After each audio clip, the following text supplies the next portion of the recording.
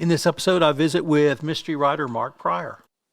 Hello, everyone. This is Tom Fox, back for another episode, and you're in for a real treat today because I'm in for a real treat today. I have with me fellow attorney Mark Pryor. But unlike my good self, who focuses on nonfiction writing, Mark is a prolific fiction writer around mystery. So, Mark, with that incredibly long-winded introduction, first of all, welcome and thank you so much for taking the time to visit with me today. Thank you, Tom. I really appreciate you inviting me on. So you really have an interesting and somewhat varied professional background. Could you highlight that for us?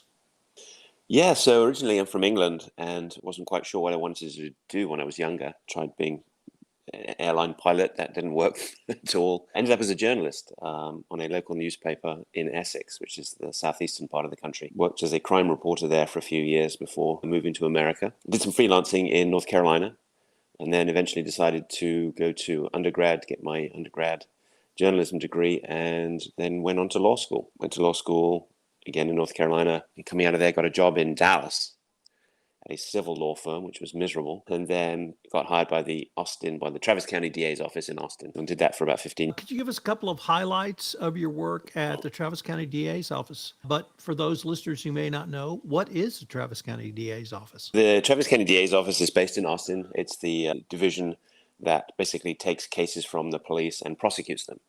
So I was a felony prosecutor for 15 years, handled everything from juvenile possession of marijuana cases through to first chairing a non-death capital murder case, which I suppose probably would be one of the highlights of my career. It sounds like the most difficult, challenging kind of case to handle. And usually the capital murder ones are. In my case, I got very lucky in that the murder took place outside. It's a double murder, took place outside of a strip club, which happened in the parking lot, and that strip club happened to have 14 different cameras pointing at the parking lot. So the whole crime every detail was captured on film. And my closing argument was essentially just playing the movie of what happened. I also prosecuted a woman who was murdered in 1986. We didn't try the case until 2011, that was quite a highlight. And that was actually filmed by 48 Hours. So you can look me up on 48 Hours, and the intro is me riding on a horse, which is pretty hilarious.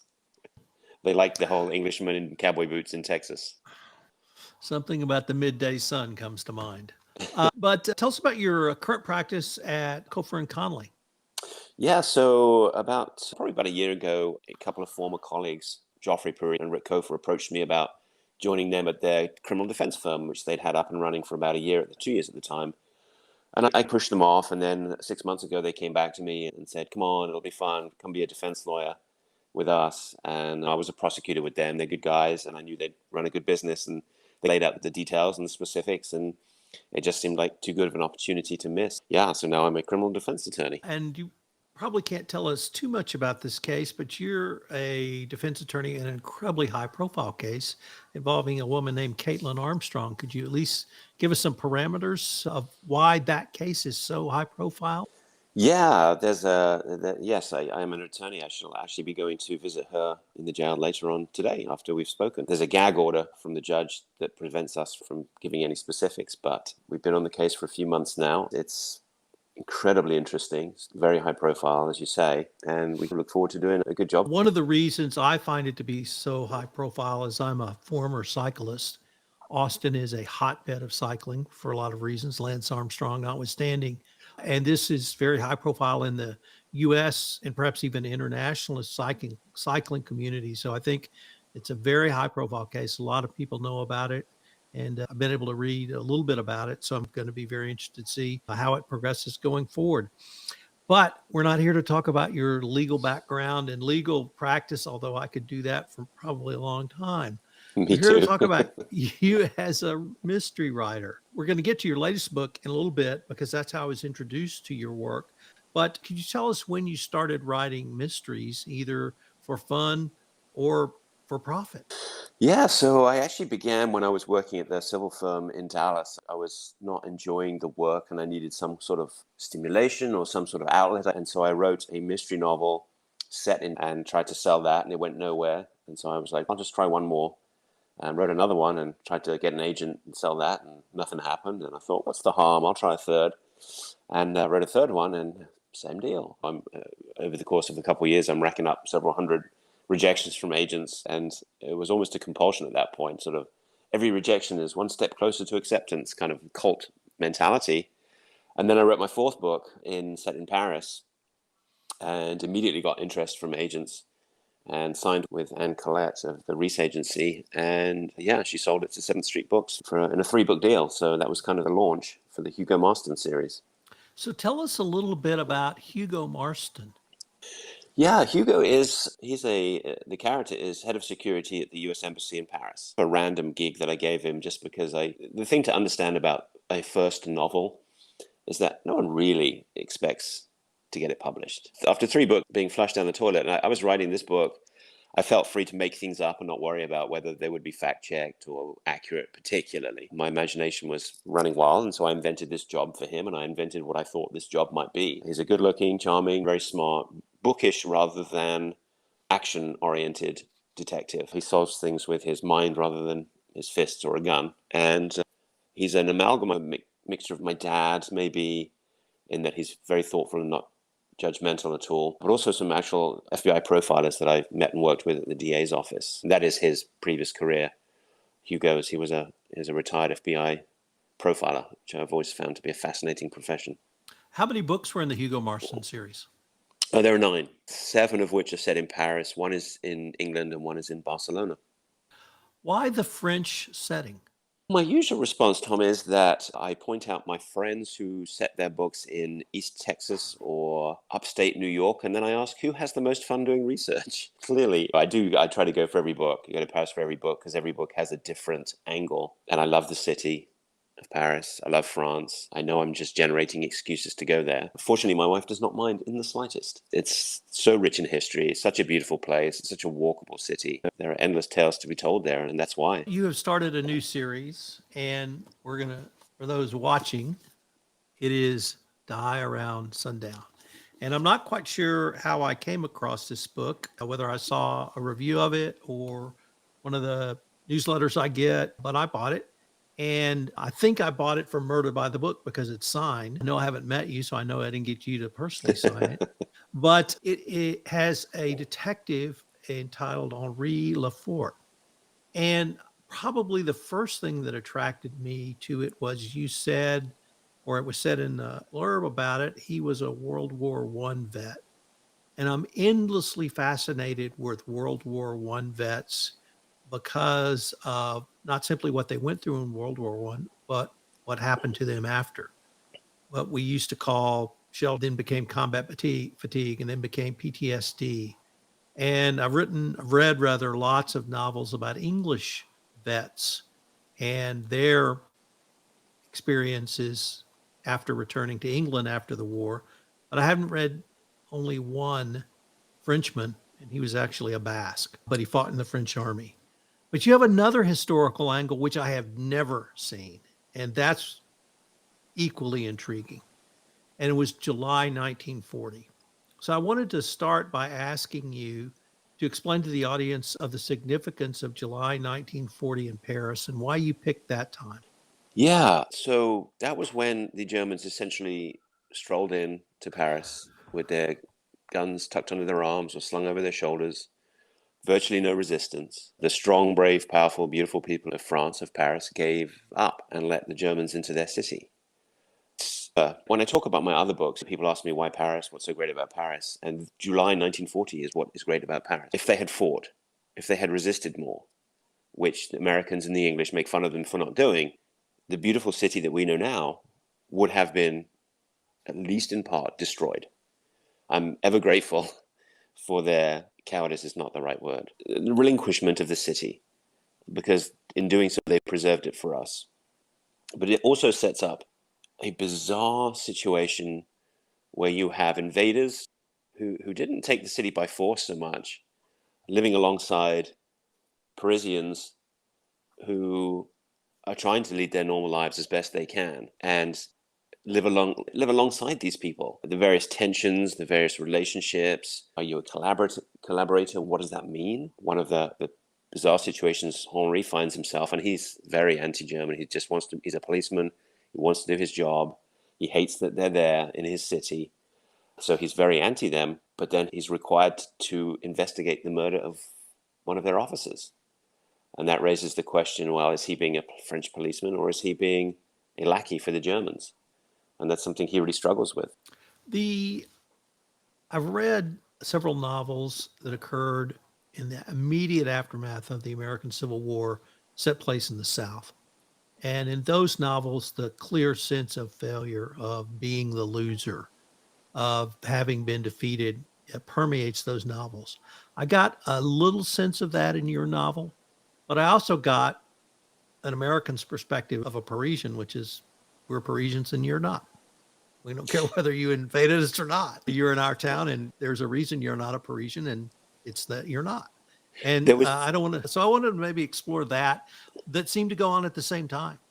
yeah, I mean, there was definitely a sense of perverse snobbery, exactly as you point out, which is you may be the ones in charge with a gun and what have you, but I will look down my nose at you, and when you ask me where the bookshop is, I will point you in the wrong direction. Small acts of retaliation, of sticking up for themselves. The French have always been very proud of their city, quite rightly, and there's a certain sense of their own identity that is wrapped up in other cities and in other parts of the country, in the Basque, and that was not going to disappear with the Germans. Even though they were there, they were looting, helping themselves to everything, and the Parisians, to the best of their ability, tried to remain Parisians. There was an interesting character, or a minor character, or at least maybe not a minor character, but he was an African American.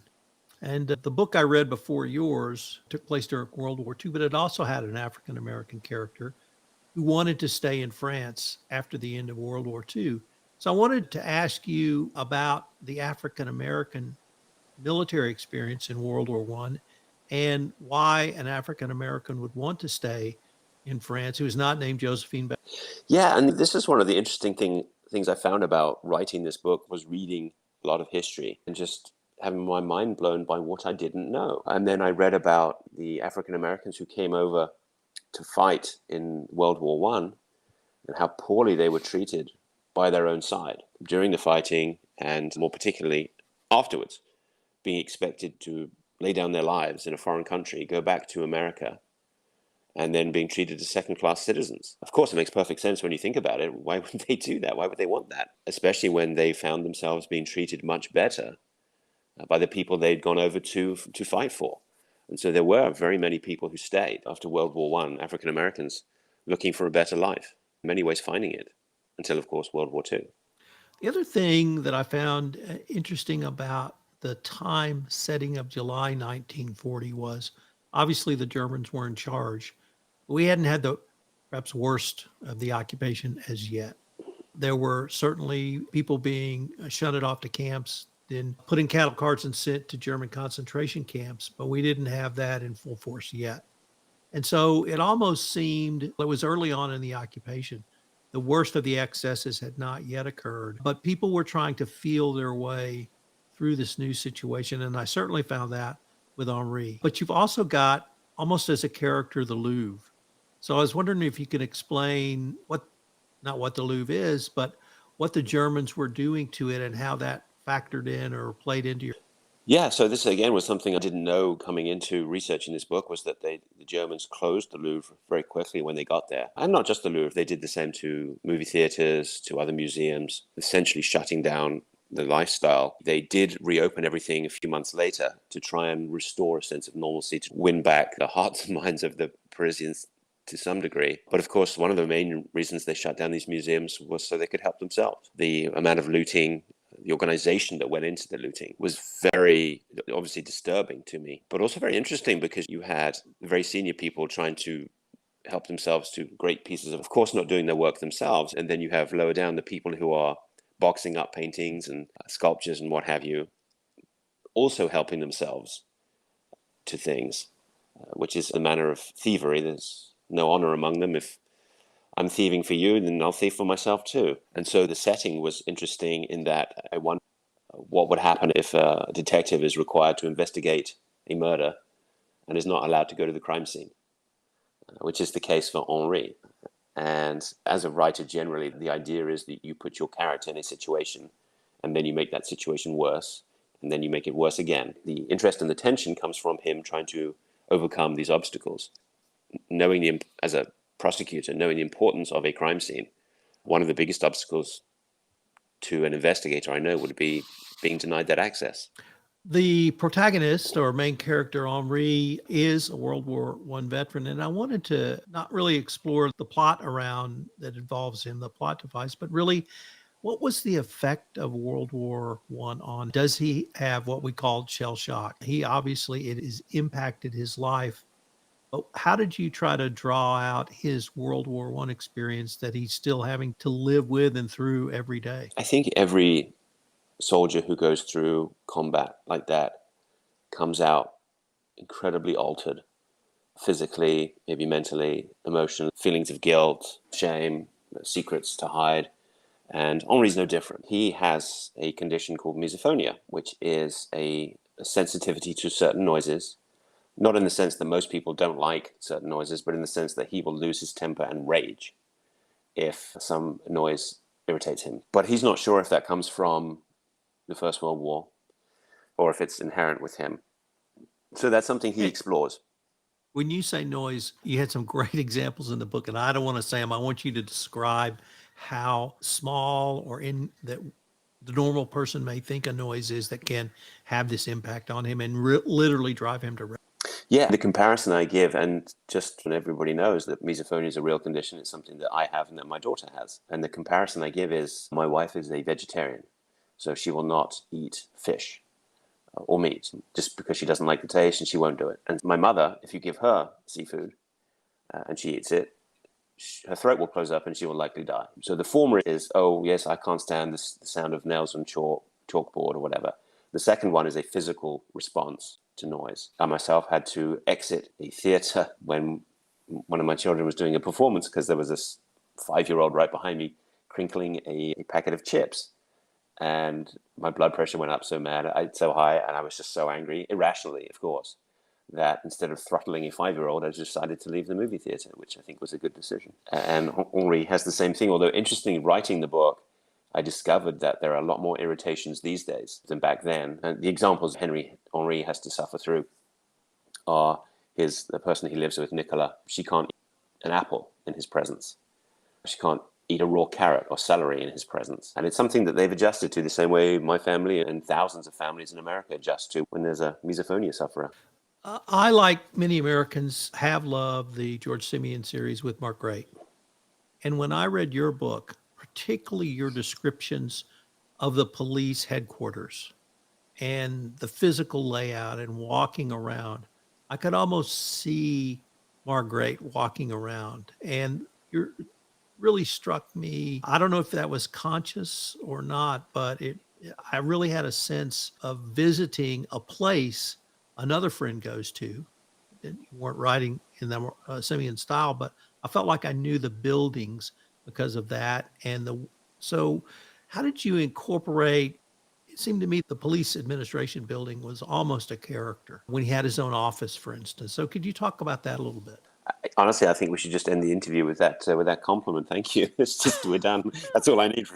It's imagination. Actually, I've not been inside it. I've been outside it, walked around it, and been inside another French police station in Paris. That the downstairs reception area is as I describe it, but I don't know what it's like in the main building. That really is imagination, and quite possibly from reading those books myself. Yeah, I don't know what else to say, but thank you for that comparison. Can I ask you if Henri will continue to live in other novels or where you might be headed with your writing? Yeah, the second Henri book comes out in August of next year. It's called The Dark Edge of Night, and I think it's set right before Christmas. I'm imagining this series going on for a while. My problem with that is the Second World War only lasted so long, so I can't leap too far ahead, otherwise I'll run out of wartime. So we've moved to right before Christmas, and there's a murder, obviously, that Henri is required to investigate, but also a missing person. The tension in that book comes from having to do 2 jobs, and again, under the eye of the German authorities, just because I love that conceit so much of a man trying to do a job with his neck on the line. So yeah, The Dark Edge of Night comes out in August of next year, and hopefully there will be many more to come. We are getting near the end of our time, Mark, but I have a bonus question I want to ask you. And I think I discovered this in doing a little research on your background, and this is as a journalist. think I saw that you had actually reported on the Romanian Revolution. And by that, when Romania lost the dictatorship and became a more free country, even if it's not now. I've never met anyone who was in Romania at that point in time. So I just wanted to take the opportunity to ask you what, if I had all that right, what was that like? Yeah, you do. You have it right. So I was on my local newspaper, and they gave us a sort of broad brush to cover interesting stories.